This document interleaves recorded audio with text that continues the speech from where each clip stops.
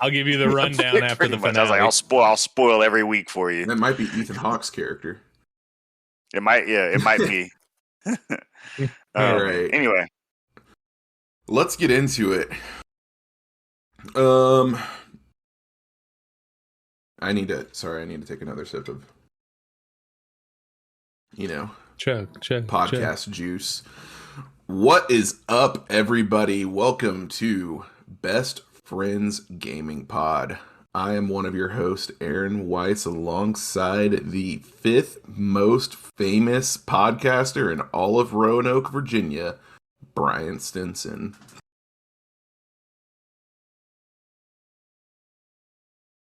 You're just going to be silent? Yeah. Also joining us is... You know what, Ian? I haven't come up with like a little intro for you. No, I need to think of, like, do you technically live in Peachtree City or close? I mean, Fayette County is all like one city, pretty much. Pretty much. I'll think of something. You don't have to come up with a spot. Hit us with it next week. I'll put some real thought into it. Of it. Yeah. But that voice you just heard, ladies and gentlemen, from Good Day Gaming is Ian Larson. Hey. See, I enjoy that. The silence, that was unacceptable, you know? You know what I mean? Like, just, felt a little cold-shouldered a little bit, and it's... That's fair. I feel like silence on a podcast is probably unacceptable, considering that people are tuning in to hear someone say something. So I get it. Yeah, Brian's been meeting with the other four most famous podcasters in Roanoke, and he's been getting tips so he can move up the list. Yeah. One day he might be adopted as a Carlin brother, so. There you go. or they'll just move. Yeah. I could see that. Jump from fifth to first.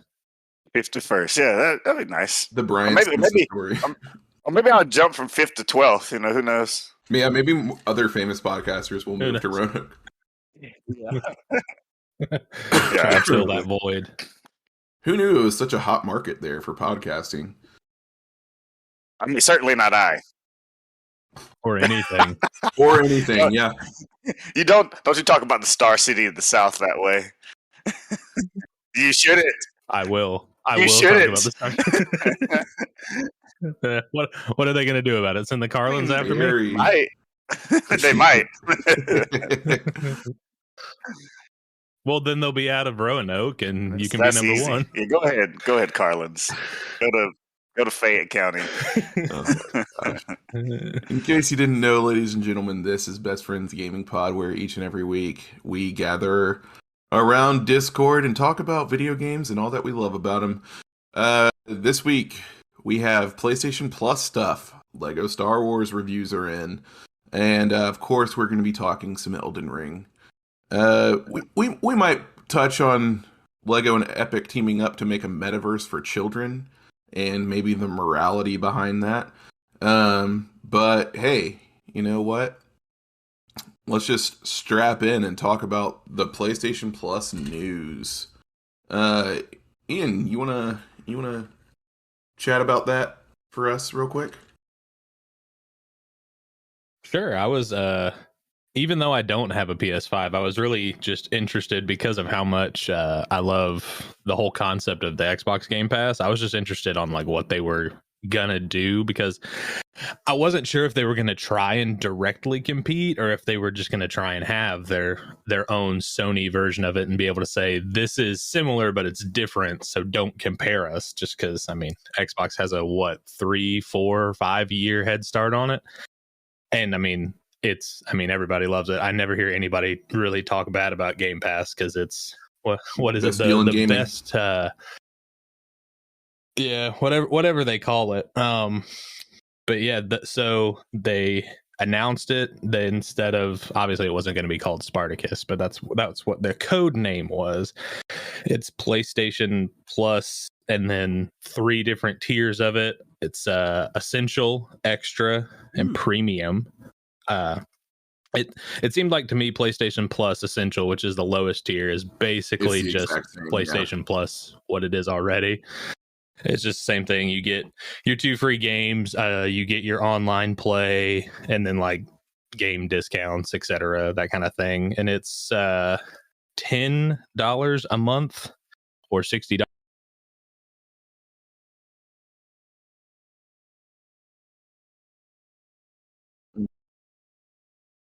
a year. With PlayStation Plus Extra, you get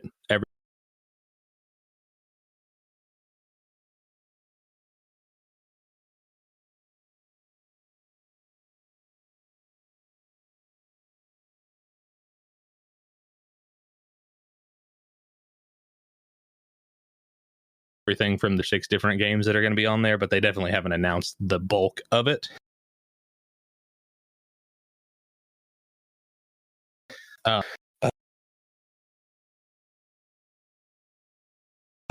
Is the first 2 tiers plus up to 340 PS1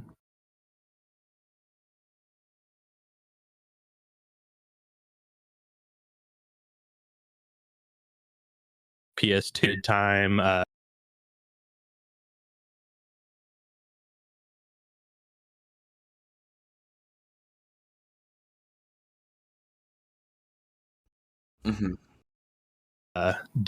Of the options, but a big number for sure. And that one is $18 a month or $120 yearly. So they're definitely pushing they want you to get it for a whole year, which is a smart plan. They want you to get kind of hooked on it, so you stay on it. Cool. I've heard that at least 400 of the 700 games are just various forms of Tetris. I mean, that's all I need. Tetris is one of the greatest games of all time. So yeah, but how many variations of Tetris do we need? Puyo. How many? Regular Tetris. 99. Tetris Tag Tournament. Was that Tekken? Tekken. Puyo Tetris. 2.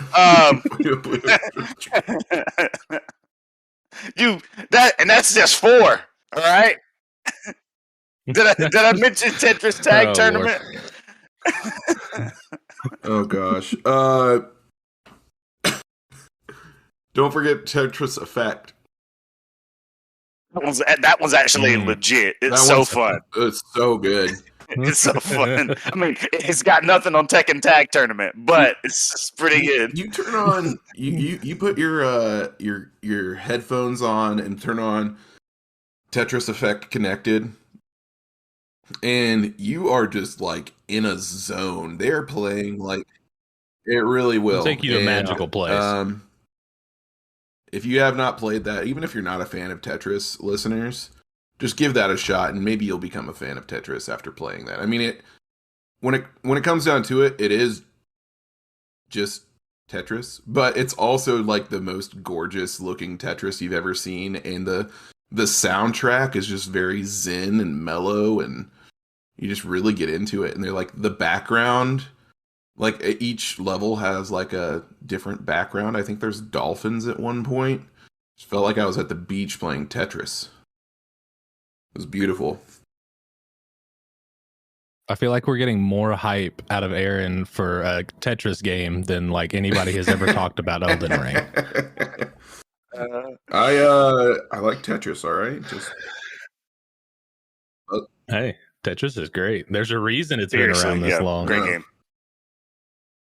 And that is Aaron, I've bought every edition of Tetris, even the mobile versions that have ads.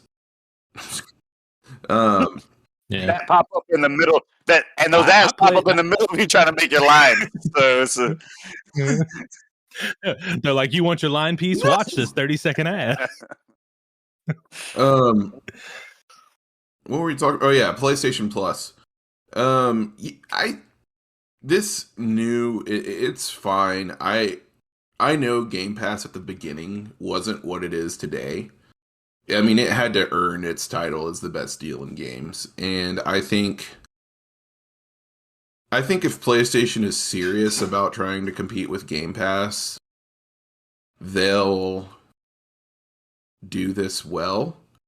A big miss is not making PlayStation 3 games downloadable. Like, I don't know what it was about the cell processor that can't be emulated on a console with the specs of a PlayStation 5. Like, I have no idea why it can't do it, but like, it just... It's hard to do on a gaming PC, like a top tier one. It just they never run well. It seems to me that look right. Of all companies, Sony should be able to figure it out because they literally invented the PlayStation 3.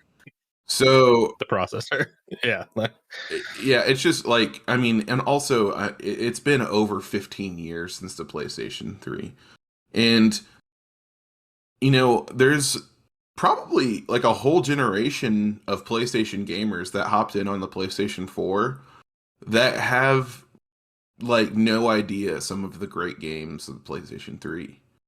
And like, they've been able to play PS2 games and PlayStation 1 games. I think there's a bunch of Vita ports and PSP one games as well. Like, there's like a whole, it's just like this hole in the PlayStation history that's like unaccessible unless you have streaming, and then the streaming is like unreliable at best. I've seen like people with just ridiculously good internet be able to stream the games well,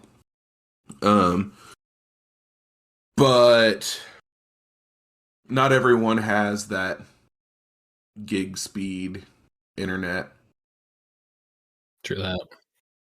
I think they actually said there's a fourth tier for areas that don't have the speeds. It's like less, and there's a couple options different since you're not going to get that ability to play the PS3 games, at least up front. But I forget what it was. It was basically like the second tier and then something. I don't remember. It was not a big deal one way or another. Yeah, just kind of saying like 400 PS4 and PS5 games, like those could have a variety of quality. Like, we know games aren't going to come day and date because Sony. So yeah, I think that's a big deal to a lot of people. Like, I was pretty sure they weren't going to do that because Sony is so proud of their first party games and all that. But that does make a lot of people not super interested. That's one of the biggest things for me for Game Pass. If there are like indie games that are at least timed exclusive, maybe. I don't think that they completely ruled out like smaller games being day and date. Especially like, because you gotta like look back to like Fall Guys and Rocket League. True. Like, both of those games got a really big boost, and I'd say Rocket League probably got a bigger boost because they were on PlayStation Plus, the monthly game, for free, and you know, Sony just pays those studios like gobs of money to have the game for free for their subscribers for 1 month, just 1 month. And then after that, like specifically Rocket League built a lot of hype. I remember it was exclusive to PlayStation for a long time, and then in like early 2016, it finally came to Xbox, and like the people I play video games with and I were so excited because we had played Rocket League a few times on other people's PlayStations, and we all had Xboxes, and we all bought it. So like it worked. Giving it for free for a month worked. Yeah. Yeah, so maybe if they do that with some of the smaller titles, they can build hype for just these games that would be hidden gems. True. But I don't think it's a better value than Game Pass. Bryant, what do you got going on in that beautiful head of yours? I mean, I don't know. I feel like Sony's focus has been their ability to crank out like a really great library of first party single player experiences that are unique, that are just like a part of the Sony family of kind of like gaming companies and networks and things. And Xbox is more about the family of games within the Xbox family. Not just Xbox Series S and X, but Xbox One, Xbox 360, original Xbox, and things like that. So I think that Xbox is more about kind of the experience overall with what they can offer, where PlayStation Sony in particular has been very proud of their ability to create the best single player games on the market. And I feel like just do what you're good at. Mm-hmm. If Xbox is better at that than you, then just let them have that. But this could just be a case of where video games are moving. It's not about what games are available on what platform now. It's about what those platforms can provide as services. Like Game Pass is a great service, and I think that PlayStation Plus is trying to move in that direction to offer a great service for better value to kind of round out somebody's experience on PlayStation. Mm-hmm. So I get it. I just wonder what happens if they try and it's just not good enough, then what? I think they are kind of running the risk not really running the risk, but I think there is the risk of, if they can't get it to a certain level quick enough, that the comparison to Game Pass may hurt it. Yeah. Like in its lifetime, that people just be like, this isn't as good as Game Pass, I'm not going to wait for it to get better, which isn't fair, because like Aaron said, Game Pass wasn't stupendous when it first came out. It took time building a library and building all the features, and I don't think they even did a lot of the day and date stuff early on. That came a little bit later, once they realized. I want to say the first game, was or at least the first game that I and can remember doing day and date was Sea of Thieves. Yeah. So I just worry, because I think it's a cool concept, and if I ever get my hands on a PS5 and they support this well and don't like bail on it or anything, I'll probably get it just to be able to play older games, which unfortunately all the throwback games are the more expensive tier, but it's way Also, easier than pulling out my PS1 or my PS2 or a little bit. But then I kind of thought about it, and it seems backwards as a fan, as a consumer, but as a company, they know that's one of the biggest features, is people want to be able to, because it's even on the PS4 and the PS5, it's still hard to find all of the games that you want, and they know that's what people are wanting, so they know people are willing to pay more for it. That's just kind of a crappy industry. We're going to make money kind of. If Sony can do something like Xbox did, if PlayStation can get a major third party to partner with them to add games, like if you have Game Pass Ultimate, you have EA Play, and you have access to all of those games, and true, that just adds value. I think if PlayStation could maybe get Ubisoft, because Ubisoft already has its own streaming thing, or Game Pass, like whatever you want to call it. Yeah. If they could partner, that could be huge, even though, like, I'd argue that Ubisoft, at least their modern library is very samey. Like, the games are like just kind of variations on one another. But if they were to get like their historical library, bring back like Rayman, bring back Prince of Persia, um,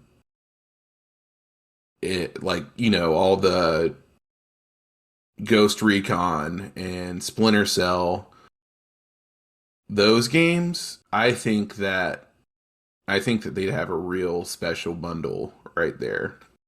Yeah. I think it would definitely be a boost for a lot of people. But yeah, time will tell if this new PlayStation Plus will work out. I think I'll probably be on the lookout for a year membership at like CD Keys or Cheap Ass Gamer or something. Like, I don't even pay full price for PlayStation Plus anyway. I always find the codes. Never pay more than like $45. So yeah, we'll see if I'm getting in on the mid or upper tier. But yeah, I think if I can't find a code, I think I'll just stick with the bottom tier. I mean, April has some good PlayStation Plus games. I forget exactly what they are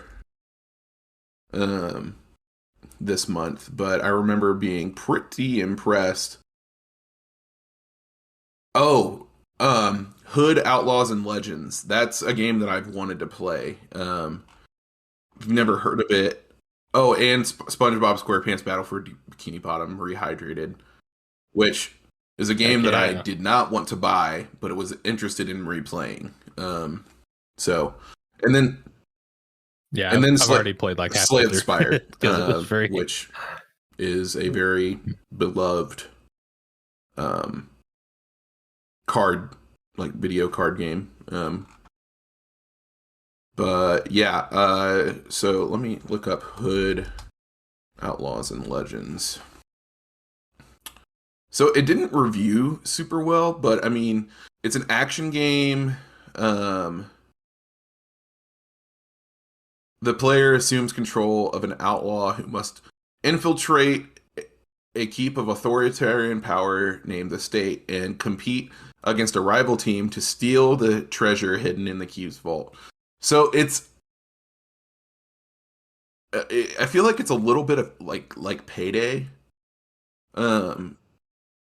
in a way, but the player can form a group of 4 in order to pull off the heist, which has 3 phases. The first phase requires a player to steal the key from the sheriff. Next, they're given clues regarding the location of the vault, and the opponent team will be notified once they know the location of the vault.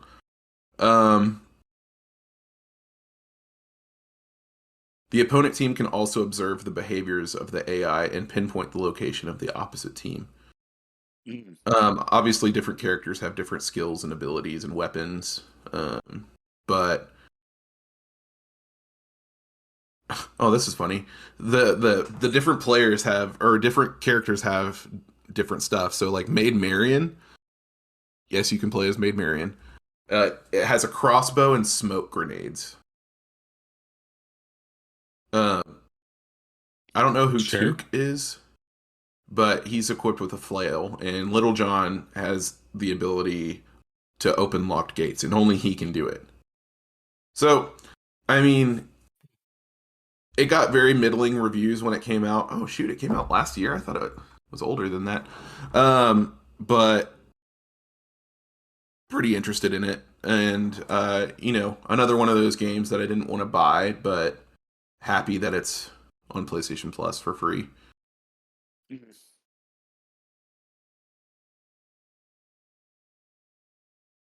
Yeah, definitely. It seems like an interesting concept. It's the same people. Funnily enough, it's the same people that made Sackboy's Big Adventure. Wow, they've developed like just a lot of random games, like Sonic All Stars Racing. Apparently, they did Little Big Planet 3, which I could have sworn that was still the original developers, whose name escapes me. They're coming out with a Texas Chainsaw Massacre game. Sure, why not? But yeah, I think it looks interesting. Speaking of things that look interesting, how about Lego Star Wars: The Skywalker Saga coming out? Big nostalgia for the Lego Star Wars games. I mean, I think they weren't the first Lego games, period, but they were the first Lego games to like be based on different IP. And of course, the first one famously did the prequels instead of the original trilogy. So,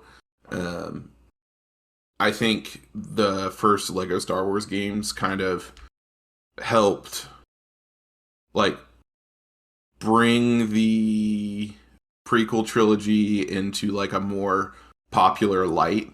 Because I mean, even this was even before like Clone War, like the Clone Wars movies or games, shows. Gosh, one form of media, forms of entertainment.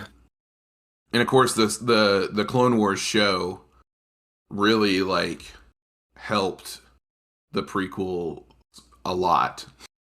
Really elevated the prequel. Like you really got to see more of Anakin's like descent into the dark side. But yeah. Wow, spoilers. He does what? Good thing he's not another main character's father, am I right? Yeah, seriously. But I think the game looks awesome. How do you guys feel about it? Like it's gotten, you know, pretty solid 8s and 9s across the board. I'm enjoying it a lot. It's fun and it's smooth and it's a really good like update, remaster, whatever you want to call it, to make it more modern without losing what made it fun. And like whenever the first one came out in like 06, 07, whenever it was.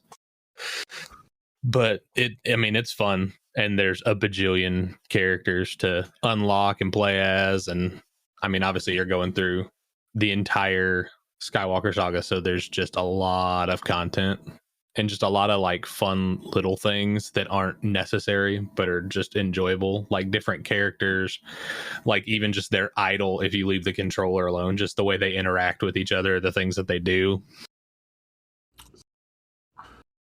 I definitely give it like 8, maybe a 9. Yeah, I've actually considered picking this one up because I love Star Wars, and the Lego Star Wars games are they are so much fun. They're like excellent couch co-op games as well. Yep. So and there's not a ton of games that are great couch co-op options, and so if you like Star Wars and you have, you know, somebody that you could play a game with, I mean, this is a perfect type of game to pick up. So, and they always do a good job at recreating scenes and being faithful to kind of the source material as well, which is something that I've always really appreciated with the Lego Star Wars games. I've even seen recently some videos on YouTube of people doing side-by-sides of scenes from the movies and scenes from the Lego Star Wars Skywalker Saga at the same portions, and they do really, you can tell that the people who make these games are also fans of the franchise. So it's really cool to be able to see that type of stuff. Now, what's interesting to me about this is, of course, it's the whole Skywalker saga, but you might not remember that in like 2011, there was a Clone Wars Lego Star Wars: The Clone Wars game, and that's not included on this. And also, I completely forgot that there was a Force Awakens Lego game, which was weird because it was only Force Awakens. They didn't wait for the whole trilogy to come out, and so the Skywalker Saga is the first time that you're playing through movies 8 and 9. But from what I've heard, like it's a decent value for the price, like having all three trilogies, and you can play like you can play any movie in whatever, or like whichever trilogy you want first. Like I've heard some people start with the sequel trilogy because that's the one that they hadn't experienced yet. Yeah. But I think if I were to get them, I would personally play starting with the prequels and going through all the way through the sequels. Yeah, that's what I did. And yeah, I think this would be a fun couch co-op game. I mean, I've played other ones in such a way, but I have not played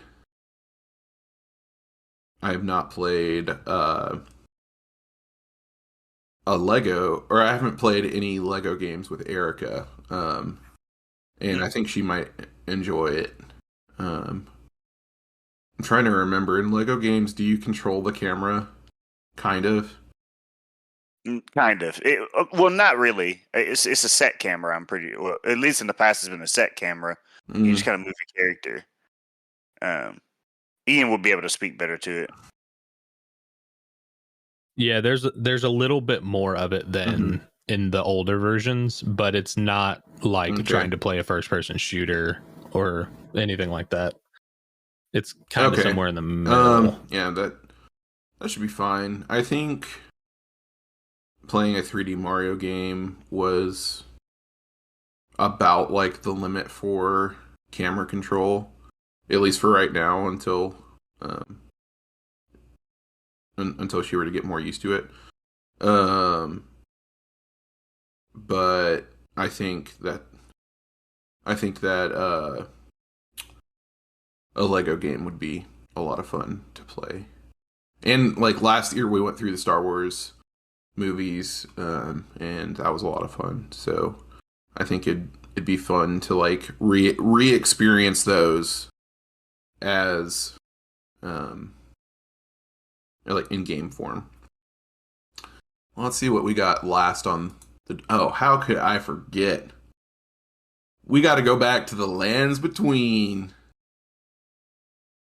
Anyone got any interesting stories? I know I don't, but I have at least a story. God, dang it, Aaron! Well, Try harder. I have a story. It's just not interesting. Oh God. Well, actually, it might be interesting. You know what? The viewers might, or listeners might think it's interesting. So who am I to say that it's not interesting? I don't know what interests you troglodytes. So last episode, you might remember me pretty much begging on my hands and knees to get this game on Xbox, and I was asking for charity. And you know what? Santa came not once but twice, and by Santa I mean Bryant and Ian both bought me Elden Ring, which, you know, is really, really kind, and I very much appreciate it. However, I feel like you guys could have coordinated a little bit. Well, neither one of us knew that maybe. we were going to do it, so. Well, yeah, but I mean, like, whatever. I don't remember which one I redeemed. I looked it up, and I couldn't, you know, like, get money back on one that I didn't, because it was just going to go directly to, like, money would go directly back to whoever. So I think now it's been 2 weeks since I redeemed it, so the money should be returning to whoever's account soon because I didn't redeem the other code. But I've been able to get back to close to where I was on PlayStation. I am doing a different build, although I can't remember exact. I think it's like along the lines of Warrior or something. That I chose for this one, and it's amazing, like how much quicker I've been able to get to where I am. Like I've literally played an hour and a half or 2 hours, and I've made at almost as much progress as I did in over 10 on PlayStation 5. Because I mean, if you've been listening to this podcast, you know how much of a Soulsborne noob I am. And if you know anything about Elden Ring, you know that it is vast and it is the definition of a sandbox. Like, it is so open, you don't have to follow the story at all. You can kind of just explore and fight enemies and, you know, upgrade your build and do all that fun stuff. Which is what I was doing, but I also had no idea what I was doing in the PlayStation. And now that I have like a decent grasp on what I'm doing, things are just going by a lot smoother. I have to say, it is weird getting like. I know that inherently the Xbox and PlayStation controllers aren't that different, but the hand feel is just different enough to where it kind of throws me off still.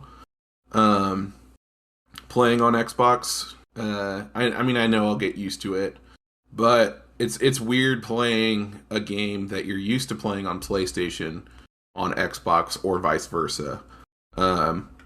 That's why I typically don't try to play the same game on both systems, because I know it just feels weird going back and forth.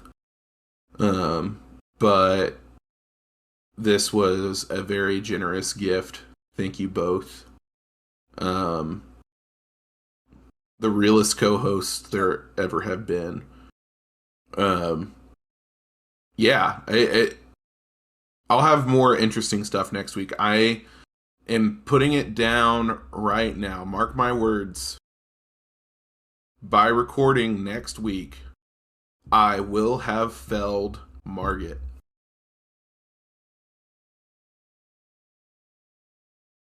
I'm gonna hold you to it. Even if we have to record at 11 p.m. on Friday.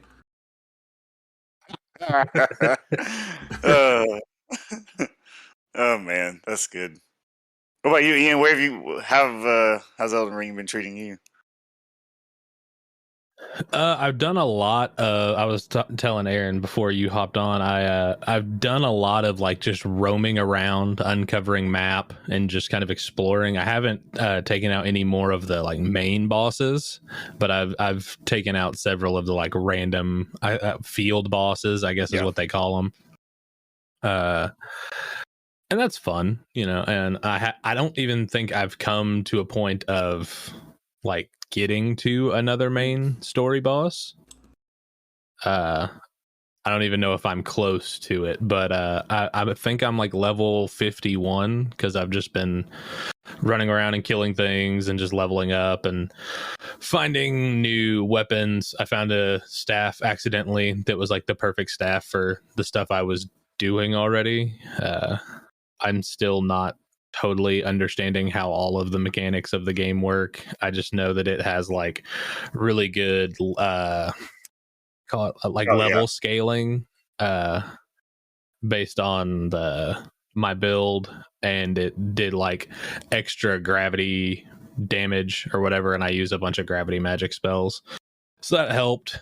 And I'm to the point to where I'm confident to take on anything that's not like a main story boss. Like, not that it's like easy, but I'm confident enough that I can. I'm taking out a couple of dragons, taking out a couple of sentinels and the guys that guard the minor erd trees and all that. Yeah.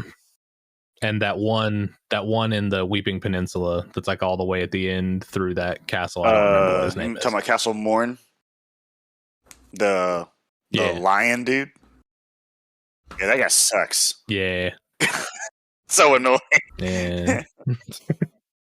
he was very annoying. But I think I took him out like before I leveled that point. That was if I had taken him on where I am now, it would have been a lot easier. But yeah, I mean, that's pretty much. I haven't done anything really of note. It's just been like wandering around places, fighting things until I come across something I can't beat, and then leaving and going somewhere else, wandering around until I find something I can't beat, and then sometimes I'll hop back and be like, well, maybe now I can beat that other thing, and etc. Awesome. etc. What is the name of that guy? Leonine something? I don't know. It's something weird. Like it's not anything you would. His weapon is baller though. It's a cool weapon that you get when you beat him. Yeah, I have. I've made a lot of progress, and not main story progress, but just kind of in different areas. So since the last time we recorded and talked, I think I beat Margit, and I was on my way to fight Godric. Since then I beat Godric, and I've gone into the next zone. But since then I took out the dragon at Ag Hill Lake. I beat the Tree Sentinel. I've beaten like 6 catacomb bosses. A couple minor Erd trees. Continued some quest lines that I'm not gonna lie, I think I broke because I went to zones I wasn't supposed to prior to dealing with the thing, and which it's okay. Yeah. You live and you learn. But and then see, I think I've beaten like 10 bosses, including Godric, since the last time that we've talked, including one yesterday when I was just roaming in an area and a boss popped out of nowhere and I was not prepared. It just came out of nowhere. I mean, I killed it, but I was still like the whole time I was angry. I'm like, I was not expecting you to be here. If I die, I'm going to be furious. I don't even know how to get back here. Yeah. It's like that dragon at Agil Lake when you're just kind of wandering around in the water and you're like, oh, there's a crowd of random enemies around this fire, and you're like, I wonder what they're doing. You get closer and it just pops up out of the sky and dive bombs. You're just like, what is happening? Yeah, but it's a lot of fun, and of course continuing to take advantage of co-op. One of the things I learned recently about co-oping in Elden Ring is that, so you know that the Elden Ring PvP mechanic is that you can co-op with people, but you can also invade people. But as a default setting within Elden Ring, invasions are turned off. So that your ability to be invaded is turned off by default. But if you co-op with someone, you open up the opportunity for yourself to be invaded. And there's nothing you can do about it. If you don't like it, tough. But the cool thing is that there are different things that you can use. So there are different types of people who can do certain things in the game. Some of them are called hunters. So you have gold phantoms, which are co-op friends, red phantoms who are invaders, and blue phantoms who are hunters. And hunters, their whole job is they go into worlds where people are being invaded and they kill the invaders. So their whole job is to get rid of invaders for people. So that's super cool. And so I've been co-oping a lot lately, and with a friend who, like, you know, one day we were talking, we were both kind of like in the 20s, and the next time I talked to him, he's like, bro, I'm like level 55 now, and I'm like, what is wrong with you? and he like, and so whenever I co-op with him, he gets invaded all the time because his level cap is so much higher, and so. I'm like, bro, I can't take on these people and help you. You need to figure something out. I'm getting 3-shot over here like a scrub. Like, we need to fix this. So, anyway, that's kind of my Elden Ring update. Gonna keep. I think the thing I'm gonna try to do next is take on the legacy dungeon in the area that I'm in, and keep on going forward. I'm also figuring out you don't need to farm for runes in this game. Like the game scales you. The game scales you not well much. throughout areas. Obviously, the hope is that the game hopes that you just get better as you go from zone to zone, which you do. You do. So as your health goes up and stuff like that, you begin to be able to last longer in fights that help you figure out how to approach them, and often helps you win fights. So the game is it's not hand holding, but it is, the bar is much lower. Still loving it. I've logged like 30 something hours already, so it's been great. Nice. Have you been to Caelid yet? Heck no. Is that not the worst area of any map of any game Yeah, you have ever played? dude, miserable. People have been like, Brian, you need to go to Caelid. And I'm like, dude, I've heard plenty about Caelid. I'm avoiding that for as long as possible. But I know that there are some incredible items in Caelid, but that's where I found my staff that I use. It's the only good thing. I'm not trying to get two-shot by some enemy that's 2 feet tall. So, yeah. True that. Now, I stumbled in there long before I was even close to a high enough level to be. I still don't think I'm high enough level to be in there, and I'm over 50. But before I semi understood the invader mechanic, I kind of went in and I didn't realize there's like NPC invaders that from time to time will invade, and somebody in. Yeah, and I got invaded like as I walked in, and I was like, "Who is this? Who are you? Why are you here? How am I getting invaded? I'm not even playing online." And then I realized, oh, this is just an NPC in that same mechanic. But yeah, it was a who are you? Who are you? Oh, you one shot killed me. Cool. Bye. Yeah, I was like looking up just randomly, just like what level do you need to be roughly to beat the game? And like it's like level 120 plus. It's kind of a minimum of what you need to be to beat the final boss. But it's easy. It is a lot more hours, but it's easy because every time you upgrade an attribute, it's a level. So one attribute upgrade is, so if you move your dex from 25 to 26, you go up a level. So if you move your dex from 25 to 29, you go up 4 levels. So it's more about your stats and less about your level. Your level doesn't matter, your stats do. So that's kind of it's more about focusing on the stats and putting the points where you need them to go. I'm getting to that point now where I'm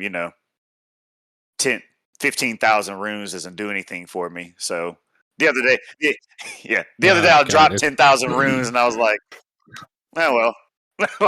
Man. Must be nice. Must be freaking nice. Oh, well.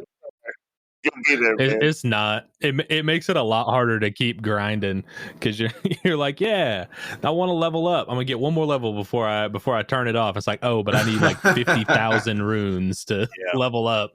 Yeah. Okay. And you get to a point where it's like you die and you have like 8,000 runes and you're just like.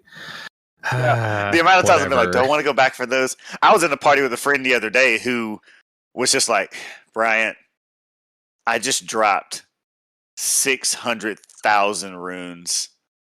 He was so dejected. I was like, scrub. Man, if I dropped that many, regardless, I don't even care if I'm level 120. If I drop that many and die before I get back to them, I'm done playing the game. I will not continue playing the game. Speaking of playing a game, have I got the game for you all to guess? Is Sekiro Shadows Die Twice? We need to play the game, Bryant. The game we need to play. I need to start off with I need you guys to play the game. Come on. Okay, we'll play the game. Brian, why don't you start us off with a real question? How dare you? That was a real question. Pretty valid. Was this game conceived before There's a difference between conception and released. So just Was this game conceived? Was this game made or released rather before January 1st, 2000? no. Okay. Ian?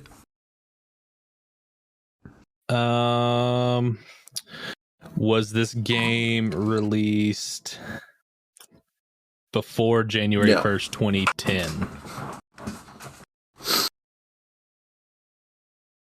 Was this game released after January 1st, 2015? Yes.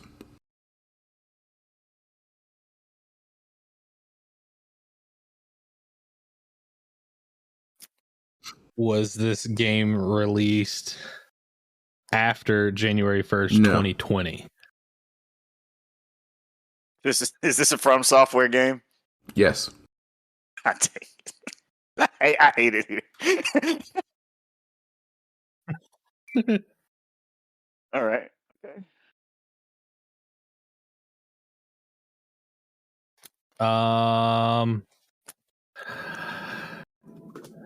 Geez, I just don't know that much about From Software games. I'm trying to think.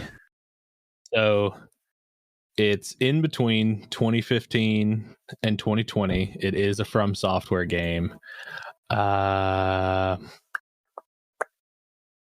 Is this game a sequel? No.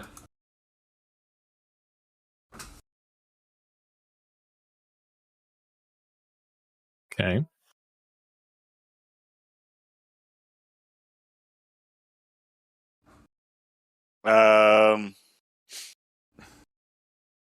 What is this game?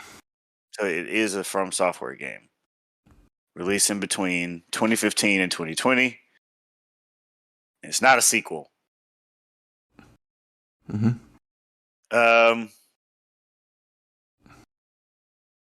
Does a main character of this game wield a katana?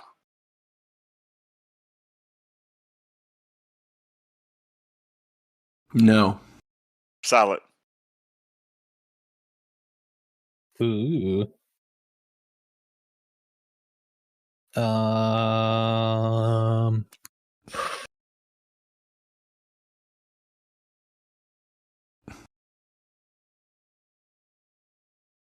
thinking.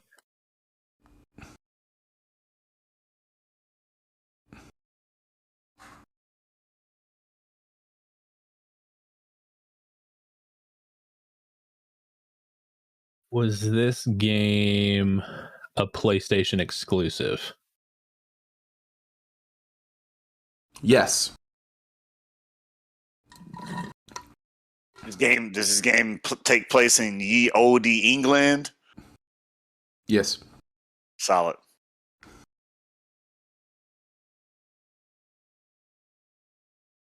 Is this game Yes. Bloodborne? For someone who doesn't like From Software games, Well, it's here's always the a thing. From Software game. It was going to be Sekiro, and then Bryant had to ruin it. You know, you should have given it to me. That would have been the best 20 questions of all time. No questions asked.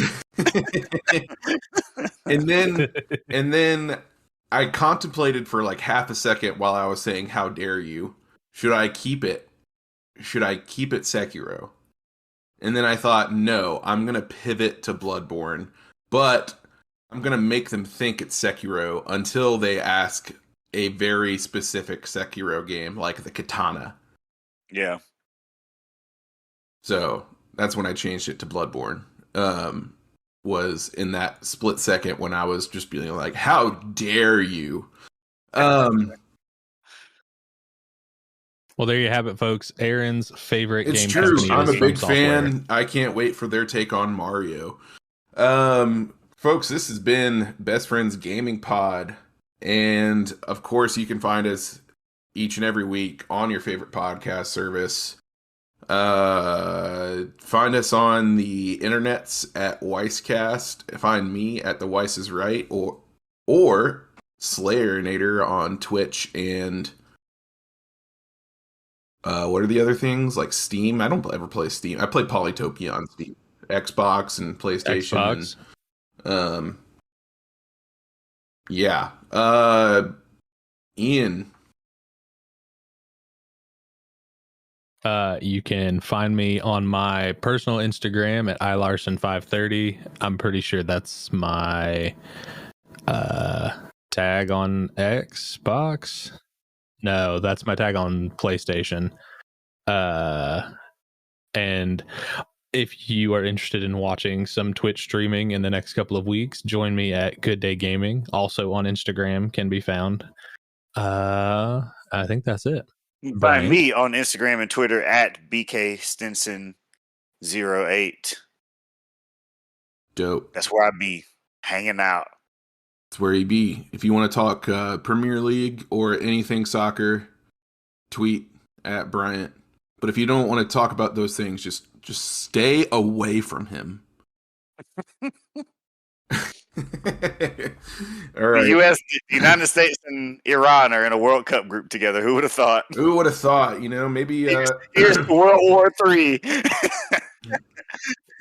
The world's a real crazy place full of unexpected twists and turns. Until next week,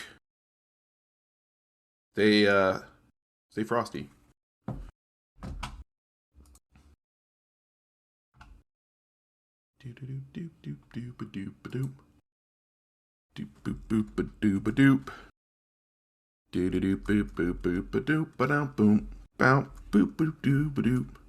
My own outro music, it is so sweet.